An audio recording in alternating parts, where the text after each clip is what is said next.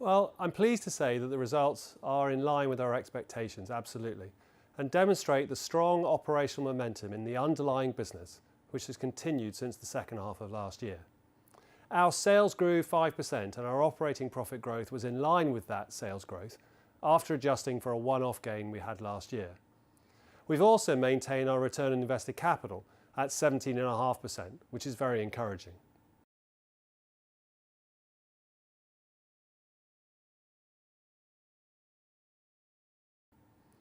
Well, absolutely. As you say, we presented our Capital Markets Day just 2 months ago, and we're making some really good progress on our strategy, which will drive attractive returns in the medium term.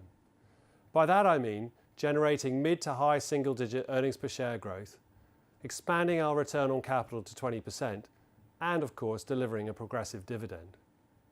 What we've done today is reaffirmed our guidance for this financial year, but also the board has increased the interim dividend by 6% to reflect our confidence in the group's medium-term outlook.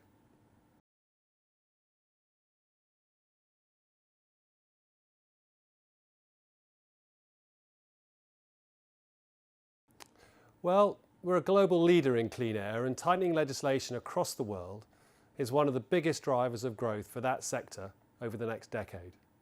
Here in Europe, regulations continue to tighten for both gasoline and diesel vehicles, and this, combined with our significant share gains, will enable our light-duty business to grow strongly in the short term. Asia will also transform in scale, led by tighter legislation in China.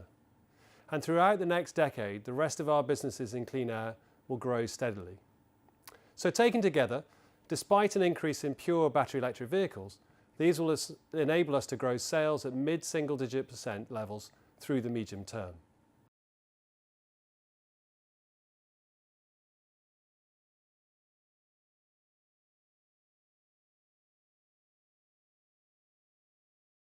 Yeah, of course.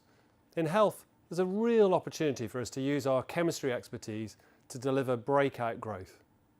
I think we've got some really strong skills in this area and a good track record with customers. Having said that, we still have some work to do to build a deep and broad portfolio which is required to really capture the opportunity here. We began to invest to build our pipeline in 2014, and we expect our current pipeline of generic products to add £100 million per annum to our operating profit by 2025. So, as I said, a real opportunity for JM here.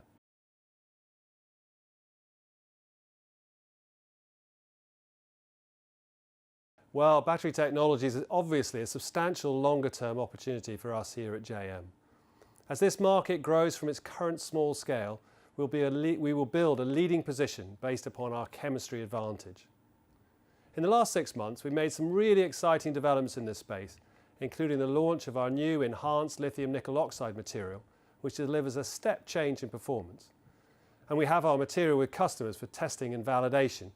And the good news is early feedback remains really positive. So overall, we're on track with our plans, and we are planning a substantial capital investment next year in manufacturing capability.